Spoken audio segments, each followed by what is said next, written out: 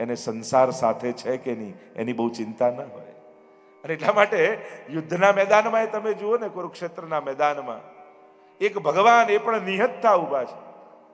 ટોળું સામે બહુ મોટું હતું, પણ યુદ્ધ ટોળાથી નથી જીતાતું, બાજુમાં ભગવાન છે કે નહીં એનાથી જીતાય છે. એટલે જ્યારે યુદ્ધ એટલે સંસારમાં તો અનેક પ્રકારના યુદ્ધો, બૌદ્ધિક, વૈચારિક, વ્યવહારિક કેટલા યુદ્ધો હોય છે. ખાલી હથિયાર લઈને કૂદી પડવું એ થોડી યુદ્ધ છે. ઘણા બુદ્ધિની હથિયારો લેવા પડે, ઘણે વાણીના હથિયાર લેવા પડે, ઘણીવાર મનના વિચારોના, કેટલા પ્રકારના યુદ્ધો ખેલાય છે. કેટલું ટોળું બાજુમાં છે ન જોતા ભગવાન તમારી સાથે છે કે નહીં એ ચોક્કસ જોજો. જો એ બાજુમાં હશે તો તમને કોઈ હરાવી નહીં શકે. અહીંયા કિશોરીબાઈ કહ્યું છું પ્રભુ યમુનાજીની ઈચ્છા. ગયા બીજા દિવસની સવાર પડીને દરવાજો ખટખટ્યો. પૂછ્યું કોણ છે? અરે તારી બહેન. આ તો યમુનાજી પોતે આવ્યા હતા બહેન બનીને. ચાલ મારે ઘણા કાર્યો કરવાના છે.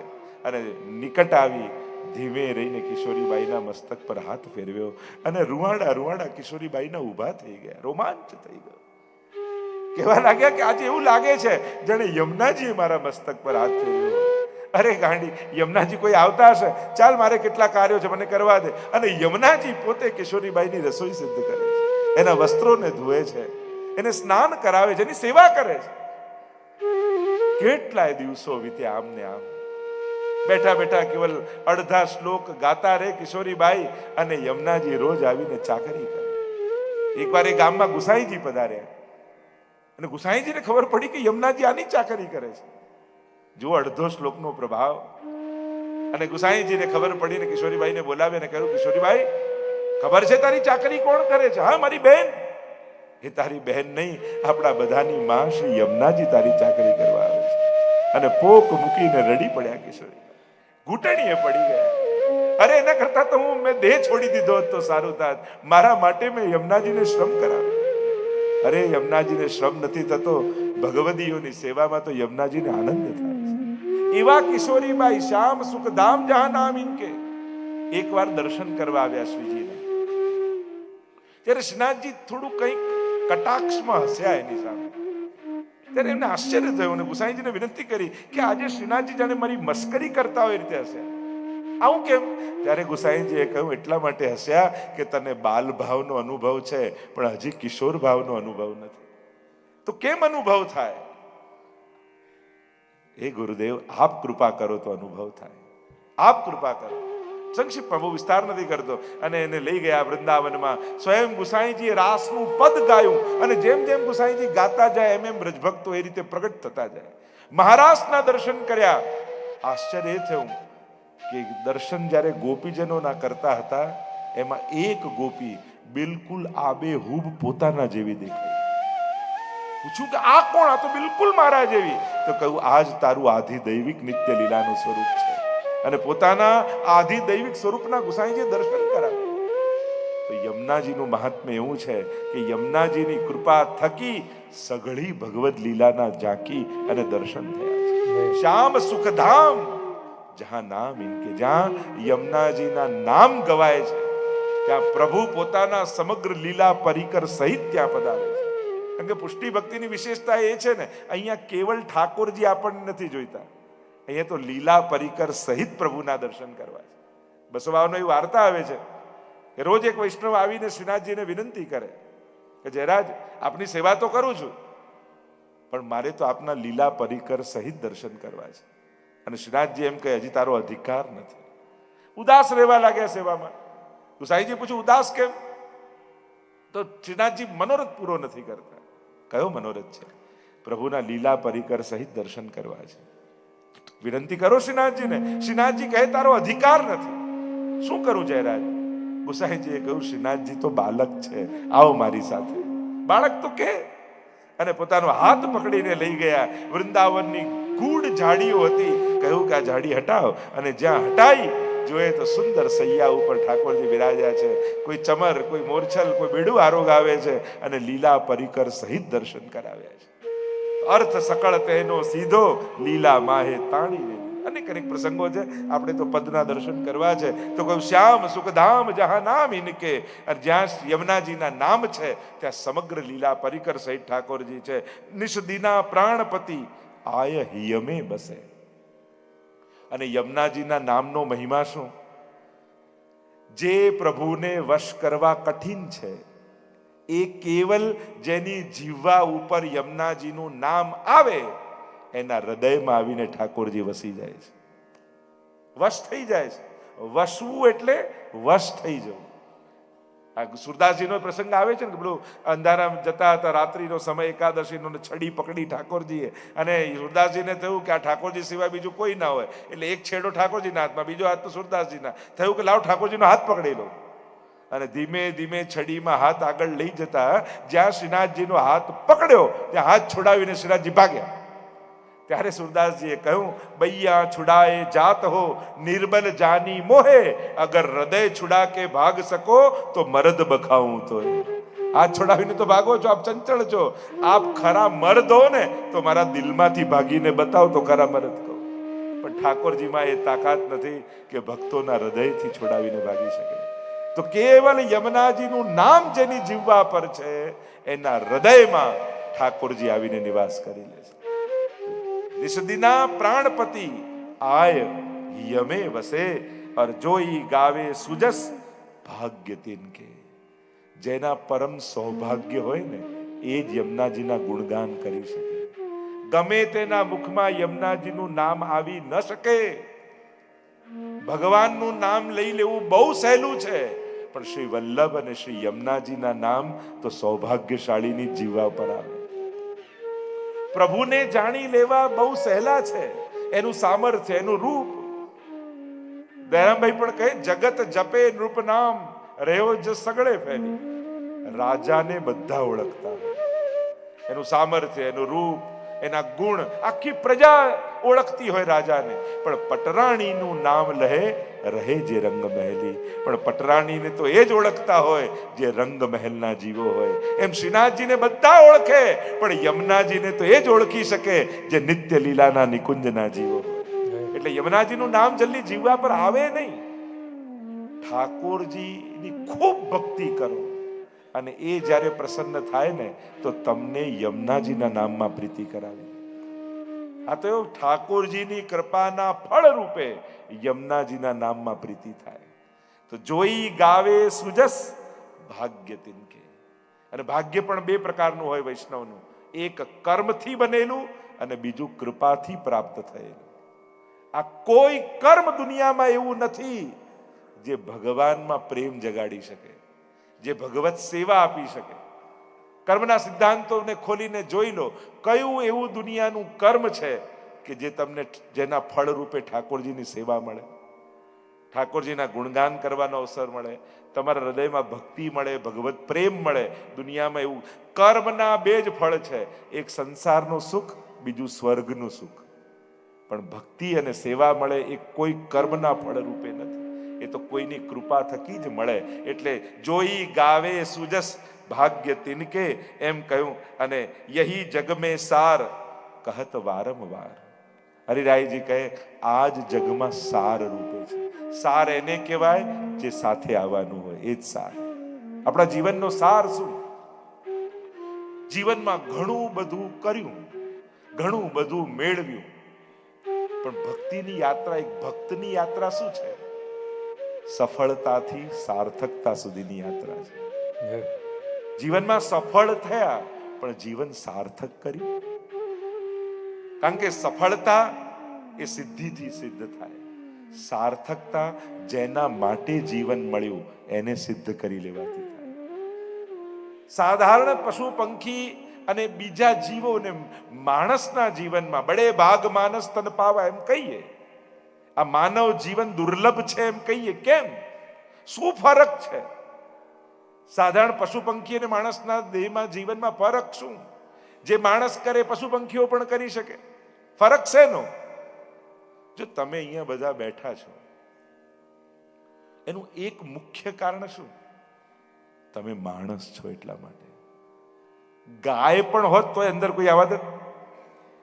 પોપટ હોત, મોર હોત તો કોઈ અંદર આવવા દે?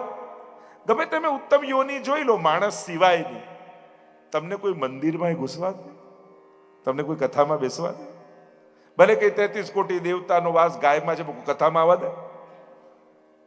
માણસ અને પશુમાં ફરક શું છે?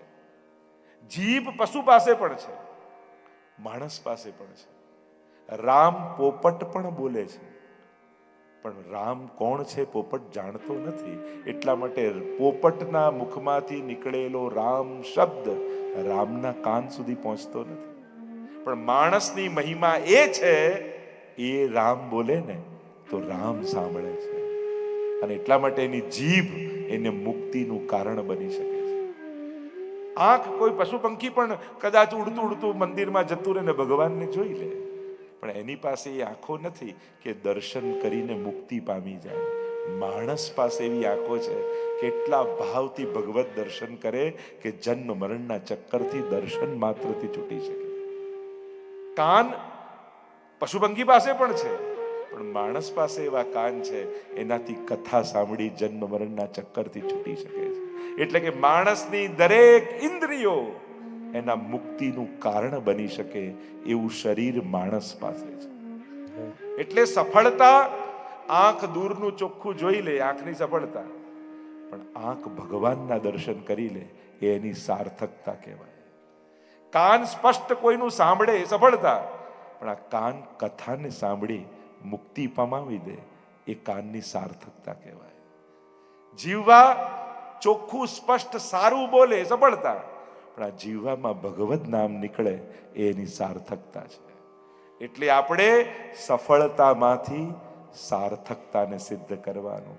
યેહી જગ મેં સાર. સાર એને કહેવાય જે તારવા માટે સમર્થ હોય. એવું શું ભેગું કર્યું કે જેનાથી હું તરી જાઉં? ઘણી વાર તો આપણને એમ થાય કે દુનિયા આખી જીવન મહેનત કરી, ઘસાઈ, બધું કરી, જે ભેગું કર્યું અને એ મૂકી જઈએ અને લોકો મોજ મજામાં વાપરી નાખે, તો આપણને એમ થાય કે આપણી જિંદગીની આ દશા થઈ.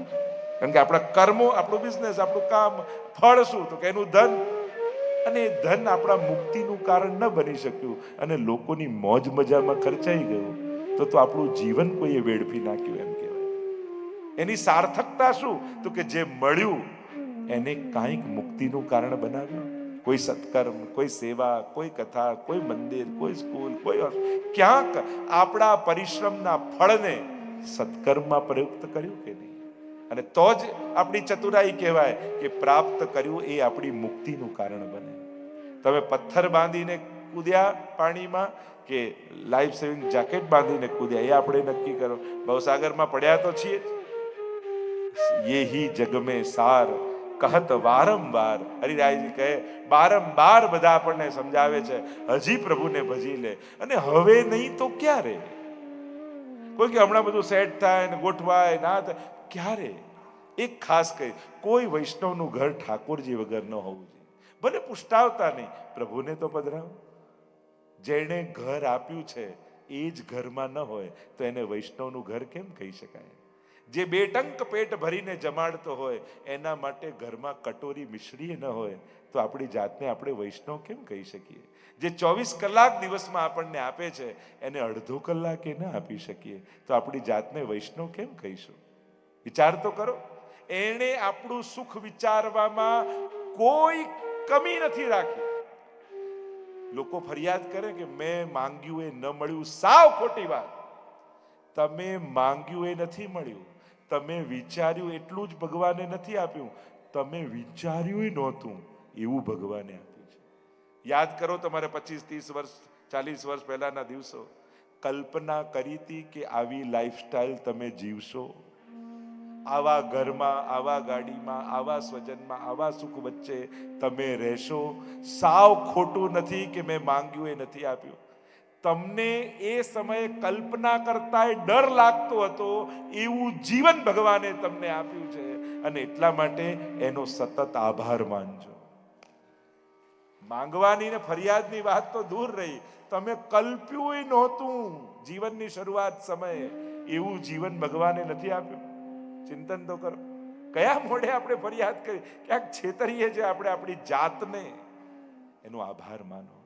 કારણ એણે આપ્યું ત્યારે જો આભાર નથી માન્યો તો લઈ લેશે તો કયા મોઢે ફરિયાદ કરવા જઈશું? ચિંતન તો કરો. એક કટોરી મિશ્રી ધરી એને આભાર માનજો કે પ્રભુ થેન્ક યુ. હું શું આપને, મેં તો કાંઈ સેવા કરી નથી, મેં એવું કાંઈ સત્કાર. લોકો ચતુરાઈ આપણી કેવી હોય, દુઃખ આવે ને ત્યારે આપણી હોશિયારી જો, મેં તો કાંઈ ખરાબ કર્યું નથી, પછી મને આવું દુઃખ કેમ? સુખ આવે ત્યારે ક્યારે ભગવાન, મેં તો કાંઈ સારું આવું કર્યું નથી, આટલું સુખ મને કેમ? ક્યારે આવું કર્યું સુખ ટાઈમે? નહીં તો જીવનને જુઓ તો આપણે કોઈ એવા પુણ્ય કર્યા છે કે આવું સુખ ભોગવીએ? ભોગવીએ છે ને. દુઃખ સમયે પ્રશ્નાર્થ લઈને ભગવાન પાસે જઈએ છે, સુખ સમયે તો અધિકાર માનીએ છીએ. આ તો આપણો રાઈટ છે સુખી થવું તો. અને એટલા માટે હું ઘણી વાર કથામાં કહેતો, ટીવી આપે એને 10 વાર થેન્ક યુ કહીએ, આંખ આપી એને ક્યારે થેન્ક યુ નથી કહેતા. કાર આપે એને 100 વાર થેન્ક યુ કહીએ, હાથ પગ આપે એને ક્યારે થેન્ક યુ નથી કહેતા. જમવા બોલાવે એને થેન્ક યુ કહીને આપીએ, પણ જેને ભૂખ આપી એને ક્યારે થેન્ક યુ નથી કહેતા. જે ઘરમાં 2 દિવસ રાખે, મહેમાન બનીને જાઓ ને સારા પલંગમાં સૂતા હો તો એને 10 વાર થેન્ક યુ કહીને આપો, જેને ઊંઘ આપી એને ક્યારે થેન્ક યુ નથી કહેતા. વિચાર કરજો, જેણે સારી વ્યવસ્થા આપી એનો આભાર માનો છો, તો જેણે જીવન આપ્યું એનો તો ક્યારેક આભાર માનો. ક્યારેક તો એને થેન્ક યુ કહો કે પ્રભુ તારા ખૂબ ઉપકાર છે. ઉપકાર તમારા ભારે રે ઓ શ્રીજી બાબા. ક્યારેક દિલથી ગાઓ, ઉપકાર તમારા ભારે રે ઓ શ્રીજી બાબા. હું નિરખું વારે વારે રે ઓ श्रीजी बाबा. तो यही जग में सार कहत वारंबार. વારંવાર આચાર્યો, ભગવદીઓ, વૈષ્ણવ આપણને ચેતન. એક વસ્તુ યાદ રાખજો, ઠાકોરજી સીધા ક્યારે નહીં, પણ ક્યાંક ને ક્યાંક કોઈની જીભ પર બેસીને ઘણી વાર કહી જાય છે. એ આપણી હોશિયારી જોઈએ કે હમણાં આ વ્યક્તિ નથી બોલ્યો, ઠાકોરજી મને કોઈ ઈશારો કરી રહ્યા છે. એ સમજદારી આપણી જોઈએ. નહીં તો આ મને આવું કહે નહીં, ચોક્કસ ઠાકોરજી આની જીભ પર બેસીને મને કંઈક સંકેત કરી રહ્યા છે. એ હોશિયારી આપણી હોવી જોઈએ કે સમજી જઈએ કે ભગવાન કોઈ ઈશારો કરી રહ્યો છે. કહત વારંવાર વારંવાર અજહુ ચેત હેત કરીને સો યે બારૂ કી ભીડ. રેતીનો ઢગલો છે, આમ પકડીને આમ જેમ બ્રાહ્મણો સંકલ્પ કરાવે ને આપણને, હાથમાં જળ હોય અને મંત્ર બોલે ત્યાં સુધી તો હાથમાં પાણી ખતમ જ થઈ ગયું હોય, ચોખ્ખા જ રહ્યા હોય. એ ક્યારે સરી જાય ખબર જ ન પડે. જીવન પણ આમ જ ન જતું રહ્યું. 40 ગયા, 50 ગયા, 60 થઈ ગયા, એમ થાય થઈ ગયા, આટલા બધા થઈ ગયા, ક્યાં સમય ગયો ખબર જ ન પડી. ક્યાં જીવન સરી જાય. અને બધાનો જવાનો છે. આ વ્યવસ્થા તો બધા જ માટે સરખી જ છે. જીવનને એટલે જ કહીએ ને, મૃત્યુને મારી શકાતો નથી, મૃત્યુને કેવલ સુધારી શકાય છે. જીવનને રોકી શકાતો નથી, એનો કેવલ સદુપયોગ કરી શકાય છે. અને એટલા માટે બધું સાથે સાથે જ થાય. એક પછી એક આવું કાંઈ થતું નથી. મોડા પડી જવાય. તકો ને અવસરો ગોતીને ભક્તિ કરી લેવાની. આપણા ઘરમાં પ્રભુ બિરાજે, પ્રભુની ભક્તિ થાય, એનો આભાર અને ઉપકાર મનાય. કહત વારંવાર વારંવાર આપણને લોકો ચેતવે છે કે હજુ સમજી જા. અને ક્યારે કરશો? ગામના લોકો ભેગા મળીને ઘરે આવીને કહેશે કે હવે તું કર, અમે તને હેરાન નહીં કરીએ, પછી કરીશું. ક્યારે? પ્રભુએ અનુકૂળ સંજોગો આપ્યા હોય ને તો સમજી જવું કે ઠાકોરજી ઈચ્છે છે કે હવે તું કર. પ્રભુ કાંઈ ને કાંઈક એવા સંકેતો કરીને આપણને ક્યાંક ક્યાંક ઈશારો કરતા હોય છે કે હવે તક છે, હવે મોકો છે, હવે તરી જા. કહત વારંવાર કહ્યું સબન કે આધાર અને ધન નિર્ધનન કે, બધાના આધાર છે. એવું પકડો જે તારવામાં સમર્થ હોય. આપણે હંમેશા એવું પકડી રાખીએ છીએ જે પોતે ડૂબતું હોય ને આપણને ડૂબાડી દે. એવું જીવનમાં શું પકડી રાખ્યું છે કે તમને ભરોસો છે? કોઈ એક મંત્ર, કોઈ એક ગુરુ, કોઈ એક ગ્રંથ, કોઈ એક સ્વરૂપ, કોઈ એક મંદિર, કોઈ એક સ્થાન, કોઈ એવી એક નાનકડી બાબત કે કોઈ તત્વ એવું પકડ્યું છે જીવનમાં કે તમને એમ લાગે કે જ્યારે જીવનમાં એવો સમય આવશે કે હવે તો બધું ખતમ, ક્યાંય કોઈ મારો સહારો નથી, અને ત્યારે એ તત્વને યાદ કરો ને પુકારો અને એ તમને ઉગારી લે. એવું કોઈ તત્વ તમારા જીવનમાં ખરું? ઘણી વાર પ્રસંગ કહેતા હોય ને કે પેલો એક ગાય જંગલમાં ચરવા ગઈ અને ગોવાળીઓ બધી ગાયોને લઈ ગયો ને પાછી લઈને આવ્યો સાંજનો ટાઈમ ને એક ગાય છૂટી પડી ગઈ. અને ગાય છૂટી પડી ગઈ, હવે રાતનો સમય થઈ ગયો, ડરવા લાગી ગાય કે હમણાં કોઈ સિંહ કે કોઈ આવશે મારી. એટલામાં એક સિંહે જોઈ ગાયને એકલી અટુલી જંગલમાં, એની પાછળ પાછળ મારવા માટે દોડ્યો ને ગાય ગભરાઈને આગળ આગળ આગળ આગળ આગળ આગળ દોડે. આજે હું ગઈ અને પ્રાણ બચાવવા માટે ભાગતી ભાગતી એક કાદવનું ખાબોચિયું હતું, કુંડ જેવું હતું, કૂદી ગઈ દલદલમાં. અને સિંહને પણ એને મારવાની ખાવાની એટલી તત્પરતા, એ કૂદી ગયો દલદલમાં અને બંને ખૂપાવા લાગ્યા. ગભરાય છે સિંહ, મરી જઈશું મરી જઈશું મરી જઈશું, કોઈ બચાવે કોઈ બચાવે. અને એને જોયું તો ગાય શાંતિથી ઊભી છે. અરે તને મરવાનો ડર નથી લાગતો? હું ડૂબી રહ્યો છું, તું ડૂબી રહી છે. હું જંગલનો રાજા, આટલો શક્તિશાળી, મને ડર ને તું નિર્ભય કેમ?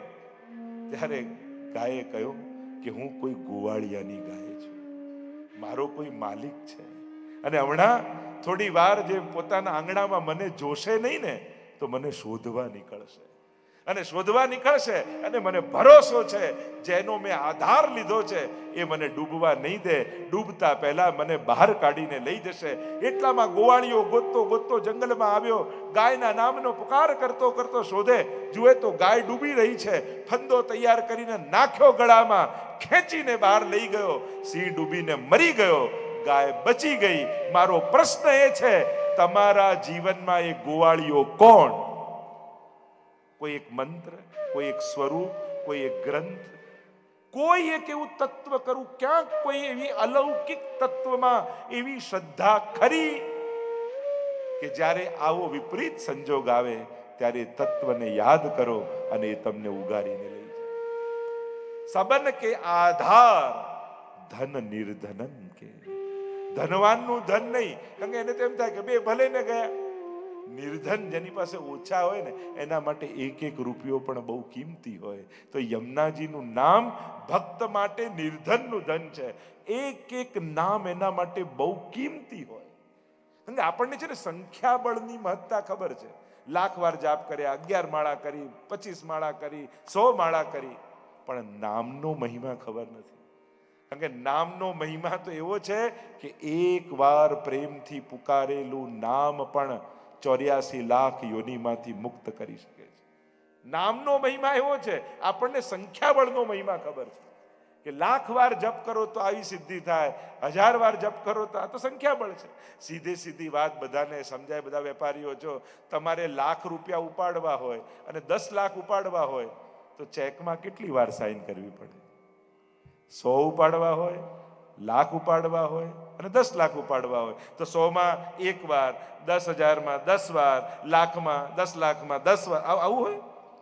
એક સાઈન કરો તો એનાથી લાખ ઉપડે, 10 લાખ એવું પડે ને 1000 એવું પડે.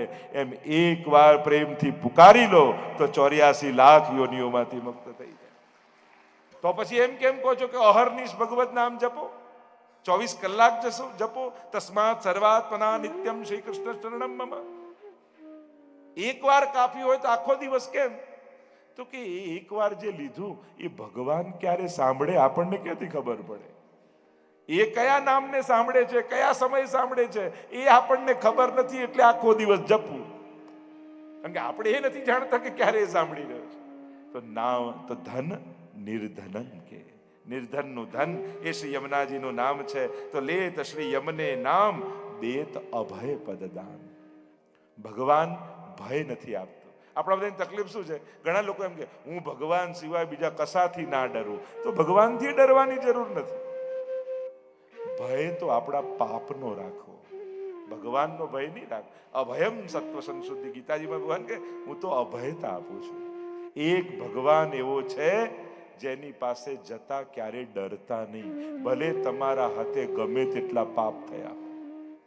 કારણ કે પાપથી મુક્ત ભગવાન સિવાય બીજું કોઈ નહીં કરી શકે. લોકો ભલે એમ કે કરેલા કર્મો તો ભોગવવા જ પડે, એવું કાંઈ નથી. કરેલા કર્મોમાંથી ભગવાન મુક્ત કરાવી શકે છે. અહમ ત્વા સર્વ પાપેભ્યો મોક્ષયિષ્યામિ મા શુચ. ગીતાજીમાં તો ભગવાન કહે છે સર્વ ધર્માન પરિત્યજ્ય મામ એકમ શરણમ બ્રજ. તું મારા શરણમાં આવ, હું તને તારા બધા પાપોમાંથી મુક્ત કરી દઈશ. એટલે ગમે તેવા જીવનમાં પાપ થયા હોય, ગમે તેવી આદત હોય, વ્યસન હોય, ગમે તેવું જીવન હોય, પણ ભગવાન પાસે જવાની તક મળે તો પાપનો વિચાર કરીને અટકી ના જતા. પહોંચી જ જજો જેવા છો. અપી ચેત્સુ દુરાચારો ભજતે મામ અનન્ય ભાગ સાધુરેવ સમંતવ્યો સમ્યક વસિતો હિ સહ. ગીતાજીમાં તો ભગવાન કહે છે ગમે તેવો પાપી હોય પણ મને ભજવાનો સંકલ્પ કરે તો એને સાધુ જાણવો. હવે કોઈ ઓરડો 100 વર્ષથી બંધ હોય, અંધારું હોય, એમાં અજવાળું કરવા માટે કેટલા વર્ષ લાગે? અંધારું દૂર કરવા માટે કેટલા વર્ષ લાગે? 100 વર્ષથી બંધ છે. 25 વર્ષ, 50 વર્ષ, 20 વર્ષ, 5 વર્ષ, અરે ના, એક દિવાસળી પ્રગટાવો તો 100 વર્ષનું અંધારું જતું રહે. એમ એક વાર પ્રેમથી પુકારો તો અનંત જન્મોના પાપ સમાપ્ત થઈ જાય છે. આ સંખ્યા અને સામર્થ્ય એ તો આપણા બધાના લૌકિક ગણિત છે. પ્રભુને તો ક્ષણની વાર નથી લાગતી. તો નિલેત શ્રી યમને નામ દેત અભય પદદાન. અંગ ભય શેનો હોય? અમુક ભય, અને સૌથી મોટો ભય આપણે ત્યાં મૃત્યુનો કયો છે. દરેકને એ ડર તો હોય છે, મૃત્યુનો ડર. ને એમાં પણ શાંતિથી બેઠા હો ચેર પર, ધીમું ધીમું મ્યુઝિક વાગતું હોય, ડીમ લાઇટ હોય, ઓફ થઈ જઈએ તો વાંધો નથી. પણ મૃત્યુ એ આપણી રીતે ના આવે ને. માણસને જીવવું પોતાની રીતે છે અને મરવું પોતાની રીતે છે, પણ નથી જીવન આપણી રીતે ચાલતું, ન મૃત્યુ આપણી રીતે થાય છે. અને ઉત્તમ મૃત્યુ મળવું ને એ તો પરમ સૌભાગ્યની વાત છે. બહુ અઘરું છે. આવવું જેમ કઠિન છે ને એના કરતા જવું બહુ કઠિન છે. લેત યમને નામ દેત અભય. કારણ કે જે યમુનાજીની ગોદમાં બેઠો છે એને યમનો ભય નથી. એક વાત લખી રાખજો, તમે બ્રહ્મ સંબંધ લીધું છે, ઠાકોરજીને પોતાના કહ્યા છે કે હે કૃષ્ણ હું તારો છું. અને જેણે પ્રભુને વચન આપ્યું છે ને કે હું તારો છું, ભગવાન એની ક્યારે પણ અધોગતિ થવા દેતો નથી. ક્યારે પણ તમને યમ લેવા નહીં આવે, તમને તો વ્રજભક્તો લેવા માટે આવશે, નિત્ય લીલા માટે. આ વૈષ્ણવની ગતિ છે. મેં ગઈકાલે જ કહ્યું ને, વ્યક્તિ બનીને જન્મીશું, વૈષ્ણવ બનીને જીવીશું અને વ્રજભક્ત બનીને જઈશું. અષ્ટસખાઓના જીવન ચરિત્રમાં તમે જુઓ, છેલ્લે જ્યારે લીલામાં પધારતા હોય ને ગુસાઈજી પૂછે, સુરદાસ चित्त की वृत्ति कहाँ है? कुमनदास चित्त की वृत्ति कहाँ है? राधे बैठी तिलक सवारत, खंजन नैन रूप रस माते, कैसी युगल स्वरूपों की लीला में भक्तों का चित्त है अंत समय में. તો અંતે મતિ ભગવાનમાં રહેવી એ બહુ મોટી વાત છે. અરે હવેલીમાં ઠાકોરજીની સામે બેઠા હોઈએ તોય મન ભગવાનમાં નથી હોતું, તો અંત સમયમાં હોસ્પિટલના ખાટલામાં ઓક્સિજનનો બાટલો ચડતો હોય, આજુબાજુ નર્સ અને ડોક્ટર ઊભા હોય, કેટલાય બાટલાના સોઈઓ ભોંકાયેલી હોય, એવા સમયે તમને ભરોસો ખરો કે તમારું મન ઠાકોરજીમાં હશે? વિચાર કરો. એમ થાય છેલ્લે ભગવાનનું નામ લઈ લઈશું, આપણે ક્યાં ચિંતા છે. એમ છેલ્લી ઘડીએ ભગવાન જીવવા પર આવો સહેલો નથી. એ ઉત્તમ મૃત્યુનું જ પ્રમાણ નથી, એ ઉત્તમ જીવનનું પ્રમાણ છે. પણ હા, પ્રભુને વિનંતી કરી છે, જીવવા ચાલશે ને મારા વશમાં હશે ત્યાં સુધી તારું નામ લઈશ, પણ અંત સમયે જ્યારે જીવવા ઉપર મારો વશ નહીં રહે એ સમયે હે ઠાકોરજી તું આવીને બેસી જજે. જ્યાં સુધી આંખો મારા વશમાં છે હું તને જોઈશ, પણ જ્યારે મારા વશમાં નહીં હોય ત્યારે તું મારા આંખોની સામે આવીને ઉભો રહી જજે.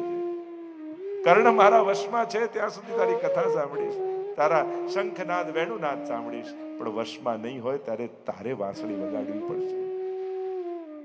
ભક્તિ મારા વશમાં છે ત્યાં સુધી કરીશ, જ્યારે મારા વશમાં નહીં રહે ત્યારે તું ભાવ રૂપે મારા હૃદયમાં આવી જજે. તો લેત શ્રી યમને નામ દેત અભય પદ.